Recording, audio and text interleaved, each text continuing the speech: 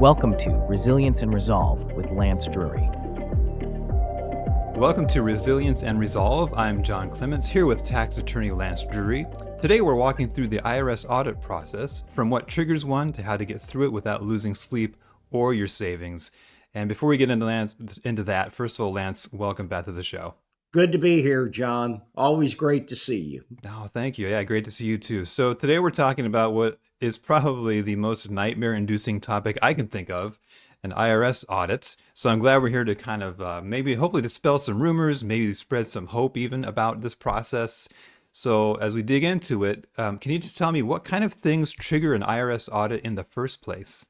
Well, some of them are done at random. People are just selected for no reason at all. But for the most part, if there's something that you take as a deduction, which looks extremely high or it's out of proportion, or your business expenses seem to be extremely high, those things can trigger audits. There are certain things that are automatically going to trigger an audit. And the problem is you don't want to do this on your own, because whatever you say to the IRS, they're going to use against you. It's like talking to the cops. If you're charged with a crime, it's not very smart idea to go in by yourself to the IRS. And in fact, a lot of audits go criminal simply because of what is said to the IRS auditor during the audit process.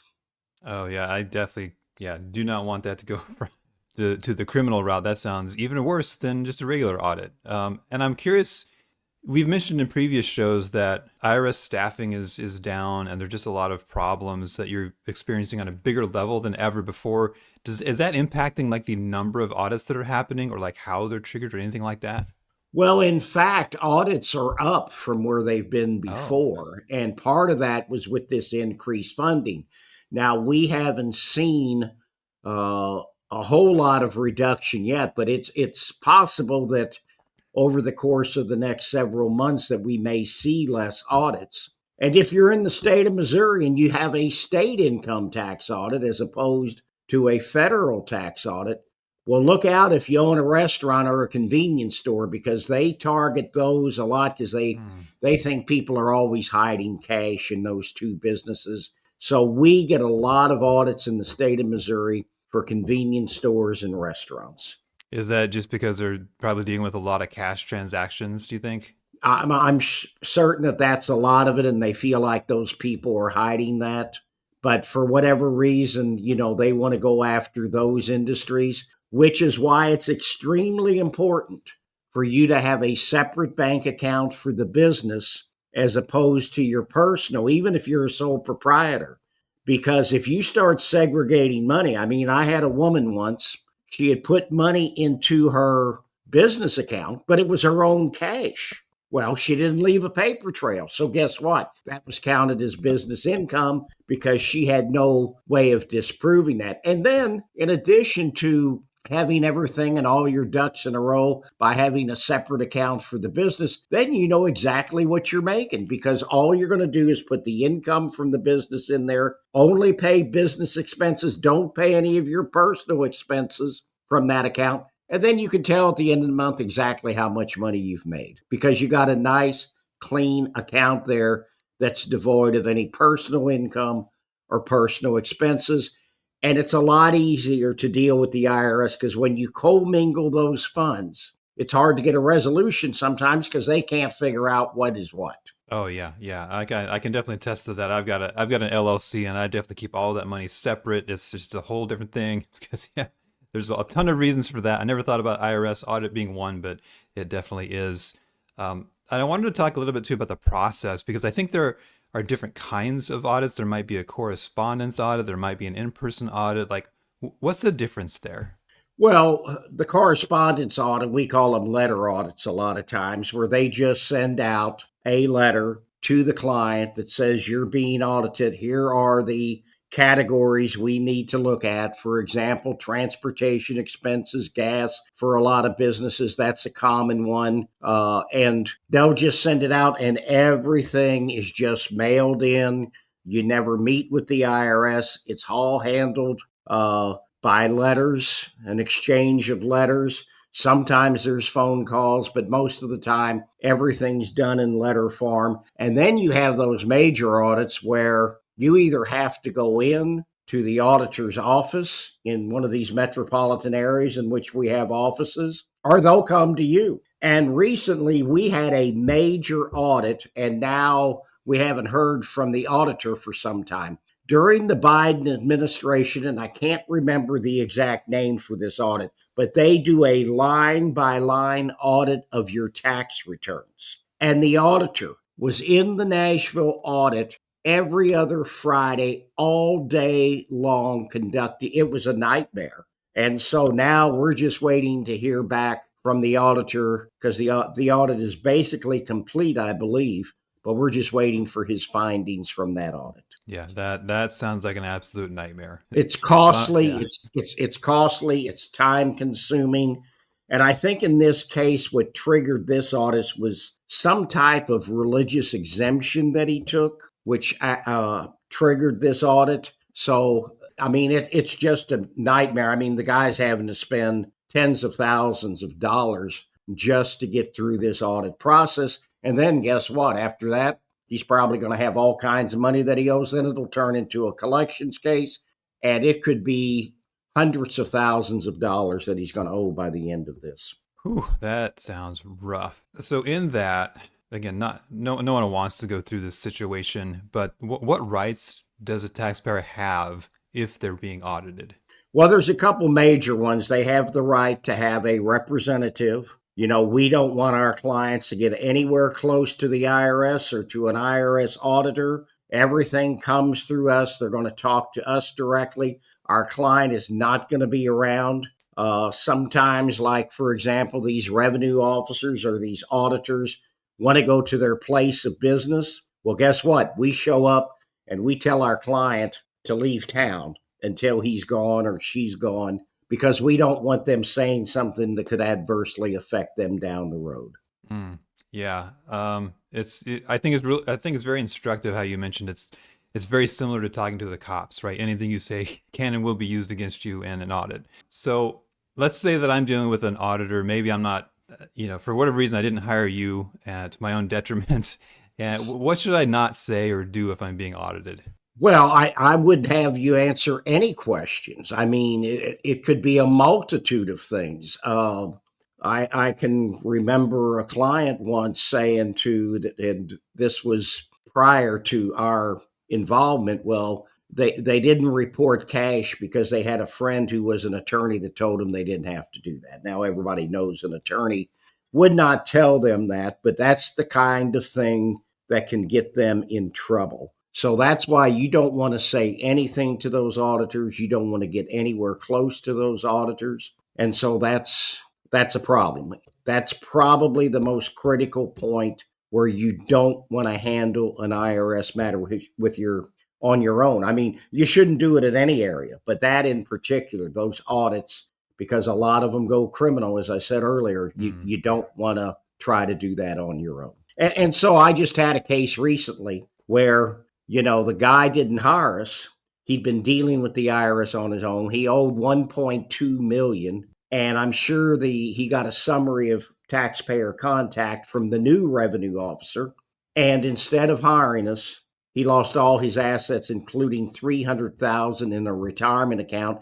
He's in his 50s. And so I called him. I said, this is going to be my last phone call to you. I said, you could still hire us, but I got to tell you, now that you've been levied, it's going to be a much harder battle. I mean, if he had hired us, we would have worked with the revenue officer. And, if we don't have, we ask them, is there anything else you need? With the taxpayer, they don't do that. They just tell them at the end of this summary of taxpayer contact, I need all this. And if I don't, you're going to get levied. And so it's confusing. It's complicated to people. And invariably, they forget to send something in. Oh, yeah. Yeah. So then with that, how are you able to shift the outcome of an audit based on these, bits of leverage and knowledge that you have? Well, the primary thing is we've got to have documentation. If the taxpayer and we tell them this in the initial consult, they still want to hire us because they don't want to talk to the IRS directly. But the thing is, the audit's not going to be successful if we don't have documentation proving up the expenses that they've listed on their tax return. So it basically comes down, you've got to have substantiation. And so it's the same thing with a business that's audited where you transfer funds that are not business income into the business account because the business isn't doing it very well. You're trying to prop up the business with your own personal numbers. You better have documentation that that came from your personal bank account, or they're going to consider it as business income. And let me just give you a recent story. We just got hired today. A firm out of New York City hired us. They had a prior representative. They weren't happy with him. They Googled my name. And here is the horrors of the IRS. For 2016 and 17, the returns didn't get filed. They didn't know it. They thought the accountant had taken care of it. And they didn't owe any tax. But the accountant failed to list on the return Form 1095, which is the funds that they expected for medical insurance. And 90% or more of their employees are union. They sent the monies to the union. The union didn't take care of it. And, they didn't list it on their form because their accountant didn't do it. This is how horrendous the penalties are. For 2016, the IRS has slapped over $1 million penalty on them. And they are expecting that they're going to do the same for 17. I mean, that is just overbearing, overreaching. And the IRS does this with certain penalties all the time. If you don't have the proper forms, and they're going to slap on a horrendous penalty. We've been successful, though, in getting those abated, but we don't do it 100% of the time. So, you've got to watch who you employ because, if you own the business, you're going to be responsible even for what somebody else does, because you have a fiduciary obligation to know what's going on with that business. It's the same in my practice. I have 8 lawyers. Guess who they're coming after if one of my lawyers screws up? Yeah, Lance Drury, that's who. That's it. So, that's just something that you, as an owner, that you have to understand. Because I had a guy once. He owned the business, but he was just the money. The guy running the business didn't file all these payroll tax returns, and then he died. So then they come after my client for the trust fund portion, and the significance of that is now his personal income and his personal assets are at risk. And he almost got divorced over this. We got him a great deal, but he still wasn't happy. He wasn't displeased with our services. He was just so mad at the IRS for what they did to him. But again, he owned the business. He had an obligation to know what's going on. Everybody thinks owning your own business is the American dream. Well, it's a lot more work, a lot more paperwork, and a lot more responsibility. So it's great. I love doing it, but I have people that work for me that take care of a lot of those things. But if you're going to go into business for yourself, you need to educate yourself on what you need to do, not just with the IRS, but in general, because there's so much more paperwork, and these people work till 7, 8 o'clock at night. They come home and the last thing they want to do is paperwork. Yeah, but you got to do it. Yeah, but you got to do it. And it sounds to me like for what we're talking about today, if you're just following good accounting practices, I think that's going to help you out quite a bit. Yes. You need to do that. You need to get a top-notch accountant. You don't want to try to do this yourself.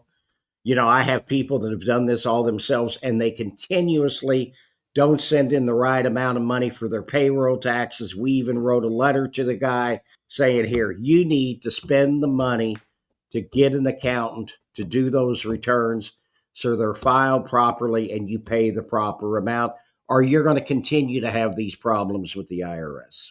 Yeah. Like I personally have a very small business, but I still hire a CPA because I don't even want to mess with it. I want the professional to do it. That's exactly right. That's just like, and we recommend that to a lot of people. I mean, but I'm not about to do my own tax returns. I hire the professional to do the returns. That's what he's equipped to do. And I'm equipped to help people resolve their IRS tax issues. So, people think that they're going to save a little money. Well, in the long run, a lot of times it's going to cost them a lot more money because they're not doing things in the proper manner. Yeah, exactly. And I was curious too, going back to the audits, once you've resolved an audit, can it be reopened or appealed, or is it just kind of a done deal? No, you can appeal it, obviously. The other problem, though, that happens is if they find problems with 1 year's audit, they may open that up to other years. So, if you're clean, if you come out and you owe very little money or none at all, then that's not going to happen. But if you have significant problems with 1 year, then they're probably going to open it up to other years. Sometimes you can negotiate and say, hey, we'll accept the findings if you don't open this up for other years. And that way you can save your client a significant sum of money as well. So we've talked, last question for today, we've talked a lot about some things that you can do to hopefully lower your risk of being audited, maybe not eliminate, but lower. So, having documentation, using good accounting processes, having your money in separate accounts, those are some big ones. Are there any other steps people can take to reduce that risk of being audited? Off the top of my head, I can't think of anything else. Just do everything by the books.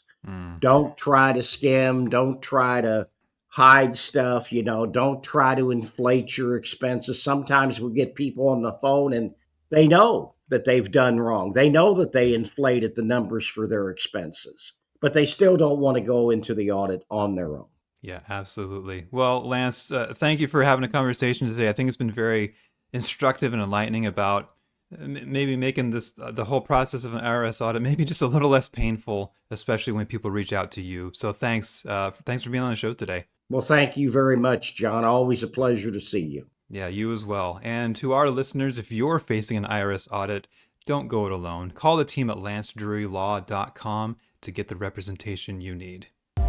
Thanks for watching. Be sure to hit that like and subscribe button and leave us a review in the comments.